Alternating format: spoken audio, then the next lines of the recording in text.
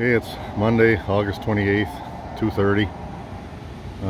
This is the current conditions in Hay River. Pretty smoky today. I don't know, maybe a kilometer of visibility.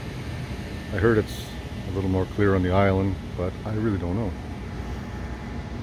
So I talked to some lady from CBC, I think her name is Yvonne, and she wanted to do an interview with me. So I said my only condition was that I can record our full conversation and I will upload it on my YouTube channel so you guys can see it all, because usually those interviews are like 20 seconds, 30 seconds. Maybe that's all it's going to be, I don't know, but you can hear what you ask me and I'll tell you what I know and I'll tell you what I don't know.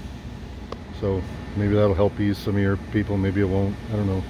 I don't know a lot of the fire situation, I'll be honest. I don't know where the fire is right now.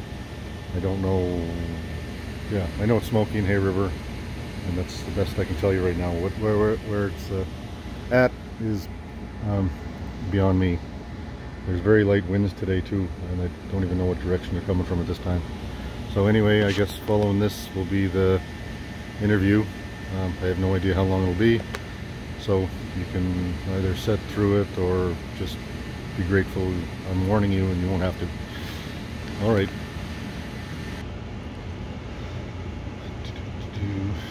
Update terms.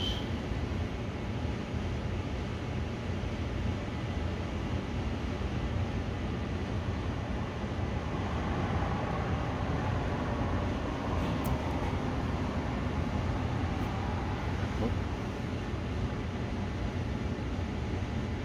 Hello?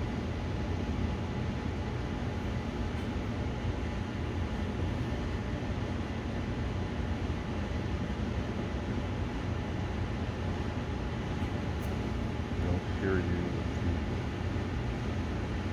Can you hear me?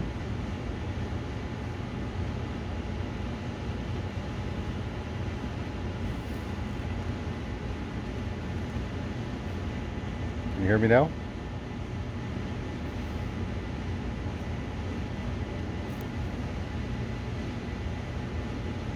I think you need to connect your audio.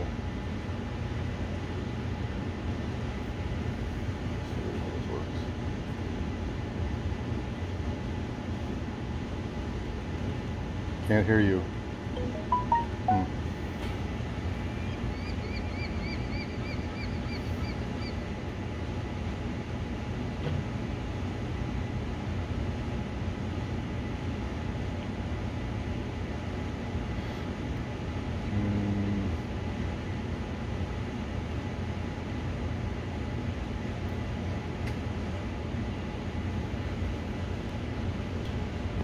Okay, works now, I guess. Yeah. Can you turn your camera back on, or does that interfere with it? Oh, I'm trying to figure out how to do this. I'm not a very... Let me see. No worries. You just have to go in. Should be a little picture of a... Meetings? Is that the picture with the little camera thing there? Should be a little video, and you should just be able to toggle it off and on. It's hard on a phone, I know, because it's hard to know where the... Oops. Let's see. Oh, I think I see it now. It's like on a phone, on a big screen, it's like a phone. Yeah, there you are. Oh. Okay. You just need you to turn your phone sideways and fill up the whole screen. Yeah. Okay. That makes you go sideways. That doesn't work. That doesn't work at all. To full screen view. Alright, turn it back the other way because you're just sideways now. Okay. Alright. Thank you so much for doing this. I appreciate it. You must be exhausted. It looks like you were up all night videotaping. There's been some late nights. Yeah, I bet. Yeah. So do you mind if I record and we'll just chat? Yeah, go ahead. I'm doing the same, so just so you don't mind. No worries. I Okay, don't mind. got it. Yeah, I got over vanity a long time ago. Okay. So, just to start with, Ian, can I get you to say your name and spell it just so that we get it correct? IANMYERS. I can't see you again, though, wherever you went. Okay, sorry if it's probably just the bandwidth. Okay. It's still there, but it might be. Are you able to set the phone down because you're shaky and that's going to be pretty hard to edit? Okay, let me go downstairs here. I was just looking at the town here with the smoke. Oh, I bet. Yeah, it looks pretty great. Yeah, I don't know. Looks like Kelowna. I don't know what you can see out there so much too. there. It's so burning lungs. Yeah. Okay, just a sec here. Let me get this. Okay. Yeah, that's good. Oh, that's nice. That's really nice. Can you see me now? Yeah, if you're comfortable leaving it there, no seagull's gonna get it or something. No. Yeah. You're around. So Ian, is it what do you do up there? What's your usual job when you're not watching fires? I'm an electrician. I just this is kind of out of my realm, but yeah, I just this is our third evacuation in the last 15 months, so, and I've stayed through all of them. So yeah, it's normally this time of the day I would be fixing something, or yeah, that kind of thing.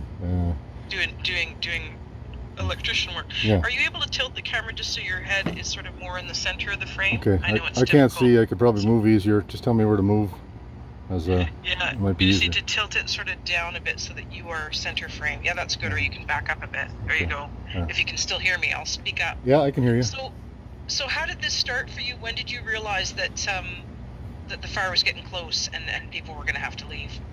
Well, that goes back to the very beginning. On Sunday, the first day before the evacuation, that day, my colleague and I were working together, and around it was really dark that day and smoky, and we got off work around 2 o'clock, and I actually noticed people gassing up, and I said, has there been evacuation called? And we hadn't known anything about it, so we just went about our business. And then I called my dad about actually 5 to 3, and at 5 minutes after 3 the alert went out to evacuate. So wow, what went through your heart that day?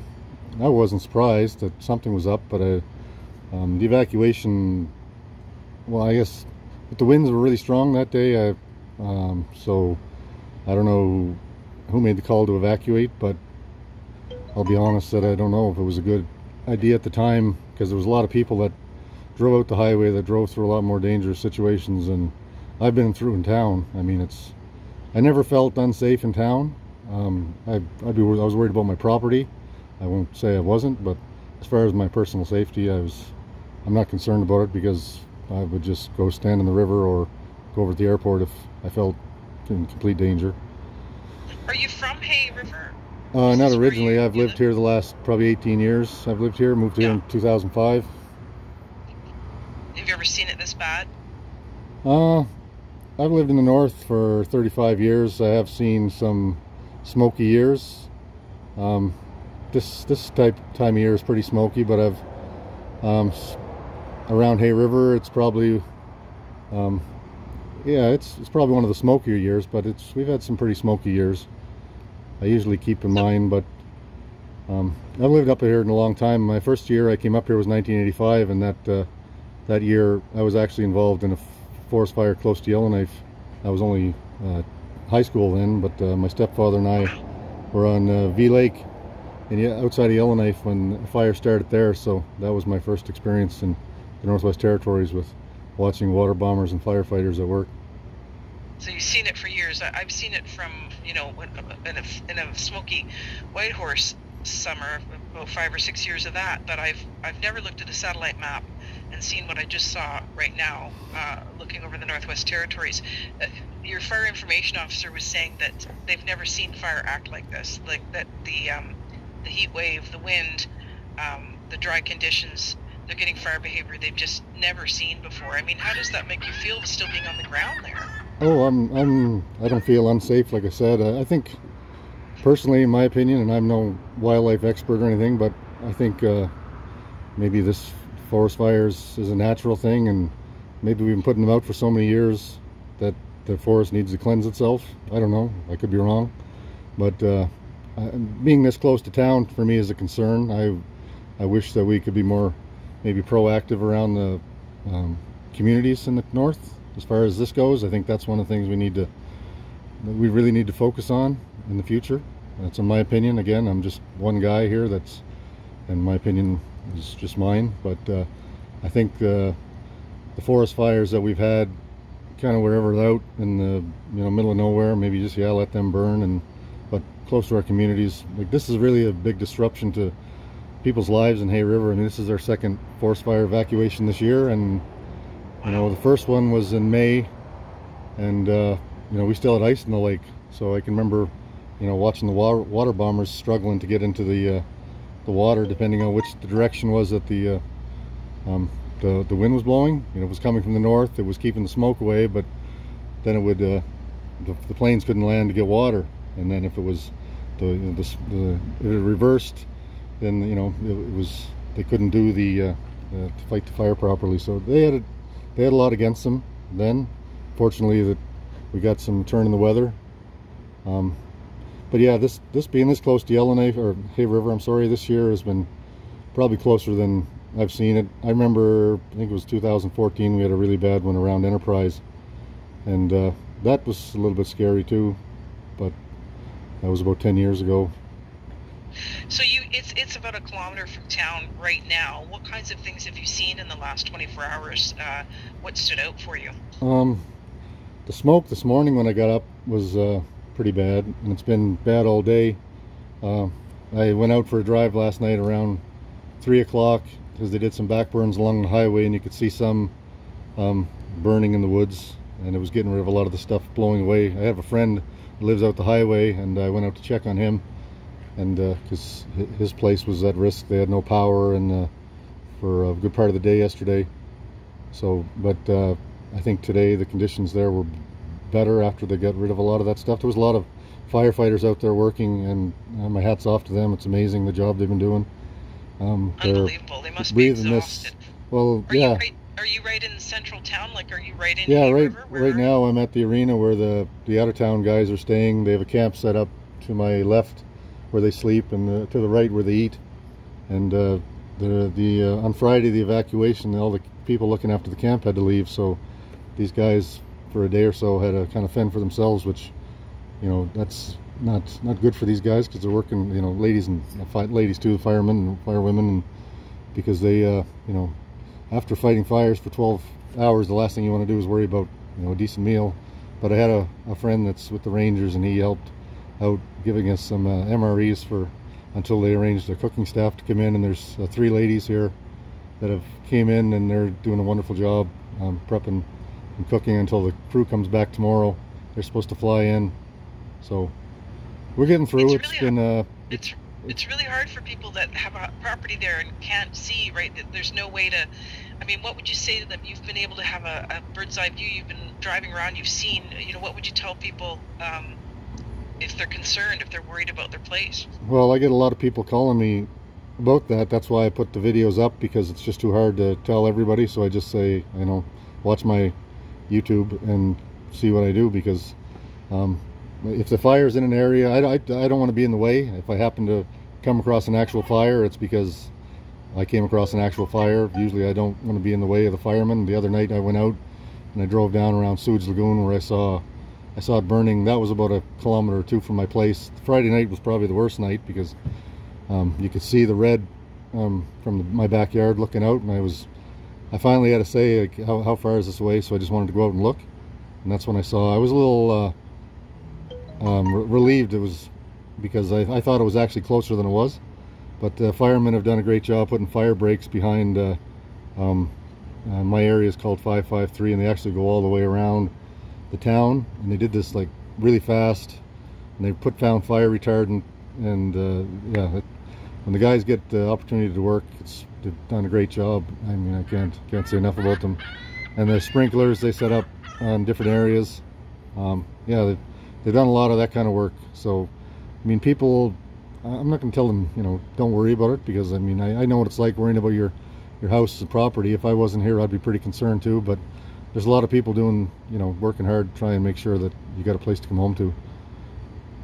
Wow, that's good news for people to hear, right? It goes to their heart. Why are you still there? Are you working there, or are you just? Well, I wasn't going to leave anyway. I'm one of those the stubborn people, I guess, that they call them, where you just, I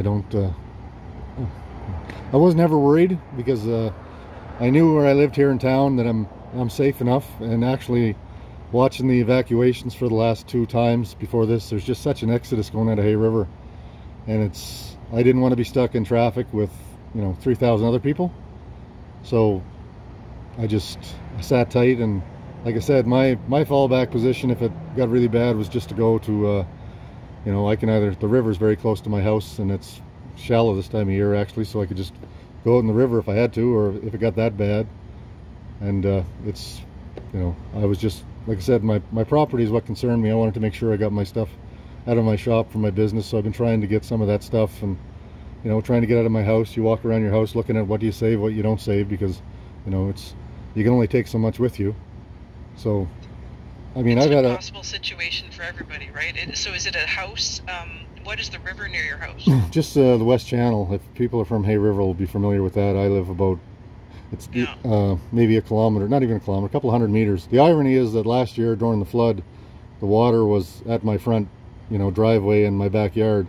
So it's you know, from one year to the next, in 12 months we didn't have a lot of rain last summer, and you know, the water receded pretty good. We were kind of threatened for the last couple of years with floods, and we finally got one. And then this year is the fire season, so it seems to go from one thing to the other. But, you know, people here are pretty good, and you just grit your teeth and rebuild and put your boots back on one leg at a time, and, you know, do what needs to be done. We got our town through the flood, and we'll get through this. There was a lot of properties in Enterprise. I feel bad for the people out there because they got hit really hard the first night, and different parts of the outer parts of Hay River around Paradise Garden and Patterson Road.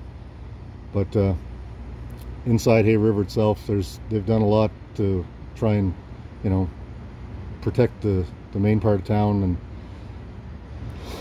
and so. Wow, well, I hope you don't breathe in too much of that. It's even the air quality itself, although it's not that much better, I'm sure, south, it looks pretty rough. Are there other people there? Are there other people that have defied the evacuation order and have just stayed? Oh yeah, there's a few. My neighbor actually is 84 years old, and he's from Yugoslavia. He's pretty tough, and he says he's going to stay and, you know, watch over his property, and I keep an eye on him and help him out. And but he's, I mean, if anything happened, he would come with me, of course, or I'd go with him, and we go to the river. We already talked about it. I mean, there's just some people here that are concerned about their, you know, their properties and want to make sure everything's okay, and I understand that. I mean, I set sprinklers up in my place, and my neighbor had one, and I just put it on his roof, just trying to, you know, do what you can. It would have been nice to have a few more if I could have bought when I went south, or last time, or when the store was open, but you make do with what you have. What goes through your heart when you watch? I mean, the world is watching Canada right now, but before that we were watching Maui, you know, British Columbia,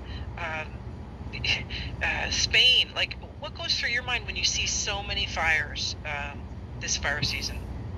Well, I don't know, there seems to be a lot of fires everywhere, and I don't want to speculate on why. I have heard some that were started, and some are natural, and but like I said, one of my thoughts is that maybe, you know, nature has a way of managing itself. I think if, you know, when we need a flood, we flood. Last year we had a really bad flood. You know, we had dikes and stuff built, and from the previous flood in 1963, I wasn't around for that, but they went from Old Town to this part of town, and this time a new town flooded.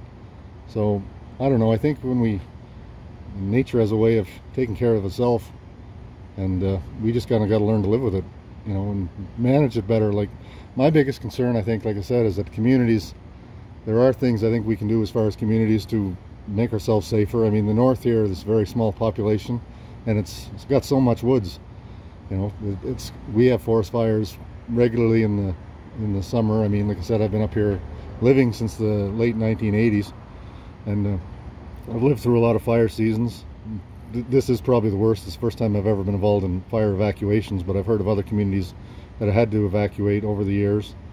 But there's just so much land up here. Like, people down south can't comprehend how big it is. I mean, you can drive from High Level to Hay River. It's a 3-hour drive, and there's, like, you know, you might, depending on what time of day you leave, only run into, you know, maybe 24 vehicles, you know, whereas in any city down south, you're running into vehicles constantly. I think that's one of the things people think about up here too. We like, the northern people are kind of like independent. They like being here because of, you know, the winters are a little tough, I'm not going to lie, but this part of Canada is like, it's got a rich history, and most people don't even know about it. It's like a diamond in the rough, you know. People don't realize how big and open it is, for the first time in my life, I went to a Trout Lake last year and Nahanni Butte, and it was like I've seen parts of the territory that, you know, after being here for 30 some years, that I've never seen, and it's beautiful. So it is gorgeous up there. It is. I have been, and it is absolutely stunning, and it kind of makes my heart sad to think of so much burning. I mean, how are you responded to by fire officials and stuff that see you roving around taking videos? Is anybody bothered by it? No, well, nobody bothers me because I'm actually helping here. I worked on one of the camps that to wire it up so they had power in the where they stay, and then I'm actually looking after the camp where the staff was cooking for them because they all left. I was doing the maintenance there, so you know I'm not the kind of guy that's going to cook for 100 and some people unless you want hot dogs.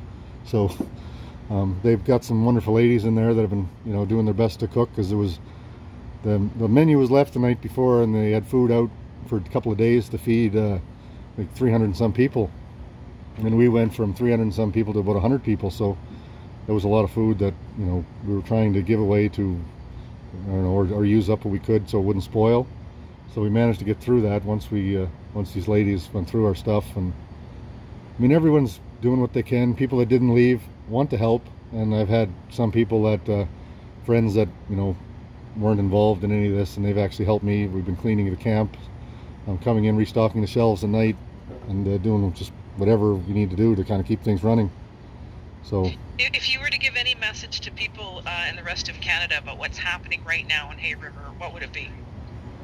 I don't know. We're holding our own here. I know people are anxious to get home. That's what I think the biggest thing is, and I can understand that. I don't really want to speak for everybody else. I mean, everyone's doing their part that's here, whether you were trying, like, actually involved initially with the efforts to fire or not. I mean, the people that stood behind her that weren't involved in it are doing, like, work to help. There's another group of people that are cooking for the town fire crews. There's all kinds of like loader operators and stuff like that have come in, and they've dug these amazing fire breaks in record time. So I mean, I don't know, I just think you know, if I had anything to tell people, that, you know, be ready for a disaster. One thing I guess I can really say is that when it came to evacuation, you know, keep a full tank of gas in your car and just be ready to go in a hurry if you have to go, but also use your own judgment, and because you don't know what you're driving into. The people that drove out that night drove through some hellish conditions. Like, I went out the next day after it was over, and basically from Enterprise to kilometer 22 was black. So, and I don't know how far south of Enterprise it went, but people drove through walls of flames, and how if nobody died or got injured, I'm amazed. I passed about 15 vehicles on the way out that were either broke down or burnt completely, and you know, so somebody had to stop and help those people. And I heard one, well, I shouldn't say, I did hear one thing, and I don't know if it's true or not, but I heard one elderly gentleman's truck broke down, and he had to get in the back of a pickup truck of someone else because there was no room inside. I mean, people were leaving with, you know, whatever they could carry. Didn't leave a lot of room for probably extra passengers. So you never know when things are going to happen. Living in this kind of environment, like up here, I think Northerners are pretty resilient. But I think we've kind of been caught with our pants down the last couple of times, as far as, you know, this is our third evacuation. We need to take, I think, personal responsibility and start, you know, maybe leave in waves when it comes to something like this, because the people that drove out with trailers, I think they were really caught off guard. There's nowhere to turn around. There's one spot when you're going out the highway, and that's my biggest concern, is because, you know, people that are pulling a trailer have nowhere to turn around. They're stuck. They're going, you know. So yeah, it's scary. I thought of because they said they had a fuel truck that was going to help people. I thought, oh great, you're going to have a massive fuel truck and all that. Yeah, well, it's hard to even conceive of what that night must have been like. I'm glad you're safe. Have you at any point been unable to sleep up there, or been afraid, or you're pretty good? Last Friday night, I admit I was up all night because the fire was closer than I expected. That's why I went out and drove around. Once I saw where it was, I was a little more relieved, and I thought, okay, there's a lot of firemen here. I mean, Hay River has got a lot of firemen. Like, we have, everywhere you look, there's firemen, and they're doing a great job. So, I mean, there's trucks up here from Lacrete and Penhold, and like some communities so far south, and you wonder if they're up here, who's looking after their places. So you know, they're away from their families, and you know, my hat's off to them. They're breathing in this smoke every day in a lot more, you know, worse conditions than I am. I mean, I got nothing but respect for them people, so my hat's off to them. You know, and our local people have been helping out and doing, you know, the best efforts. They've been doing a lot of stuff around town, so everyone's, you know, everyone's contributing. And you know, my little piece of this is just to make sure they can, you know, I keep the camp clean as I can, so you know, when they come eat at night, they got a decent place to sit down and relax, and it's a very small minor part, and it's nothing at all, and there's, you know, lots of people that could do so, but people just wanted to help. I mean, I like to think in the future, hopefully, that Hay River will come together in a way that maybe we can start taking care of ourselves, as there's a lot of people that are out and they regret leaving, and I'm not going to judge them for leaving or what to come back. It's not my call, but you know, they're getting antsy. I mean, they've been gone from their homes for 2 weeks. There's a lot of pets roaming around, and you know, I don't know whose pets they are, and you know, you try to feed them, you put food out and water for them. Water, you know, in these conditions, if we got ash falling, you know, you got to change it pretty regularly, but you know, I'm concerned for them. I don't know if pets were left in homes or not. Hopefully there weren't, but you know, people have been putting out, you know, food and helping out. There's a lot of good people here that have been doing a lot of, you know, stuff to try and help as best they can. A lot of uncertainty, a lot of people helping each other. It's a good message you're giving. I really appreciate you taking this time and sharing your videos with us. We'll try to give a little bit of a window so people can see Hay River, and thanks to you, we're able to do that. Thank you so much for doing this. Yeah, thank you, and yeah, just all the best, and again, thanks very much to the firemen. Stay in touch, whatever happens. Yep, I will, and again, thank you to the firemen and that are helping out, and the people that aren't here. You know, their people are working, trying to get you home, so just be patient. And, you know, they're doing their best they can to protect your properties. So yeah, just enjoy your time down south. I know it must be stressful for them. I know a couple that are moving around to different points, and that's got to be stressful when you're in a big city and you're in a motel for 3 nights and you got to move to another one for 3 nights. And but yeah, there's a whole nother stress down there for them that they got to worry about. But yeah, just don't worry. I'll try to update people as best I can. Yeah, they've 21 of the firefighters lost their homes while they were fighting the fires. Wow. It's just amazing. Yeah. I should have asked you as well, is there any First Nation that you're affiliated with that I should include? Well, the First Nation, the KFN is across the river. They were the ones that got hit around May. I think they've been evacuated.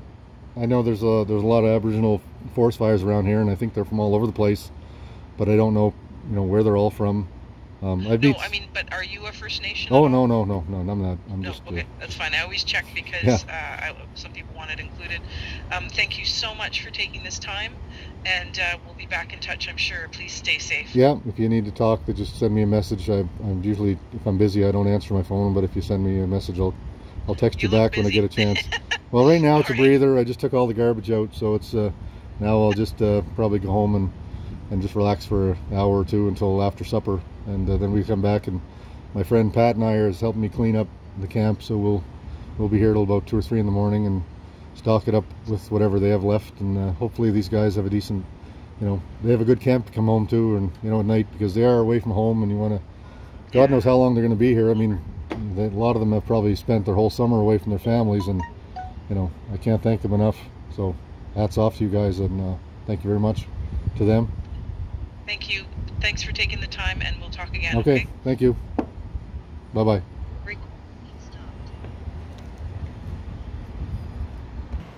Well, the interview's over, and hopefully it went well. I answered some questions that helped. I'm just taking a quick walk through the camp right now. Show you guys where the firefighters eat.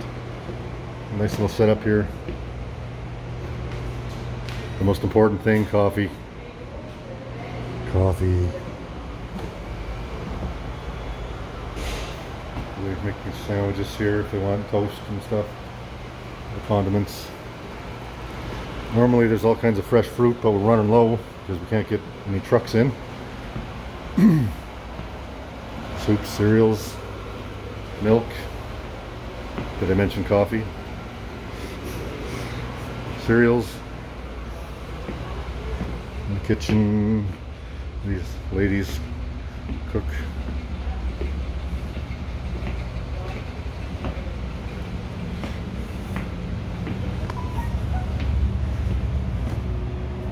So yeah, some people working hard here, and well, that's it. I'm going to upload this as it is, and I hope that interview answers some questions. And anyway, so that's it for today, and still Monday. That's it.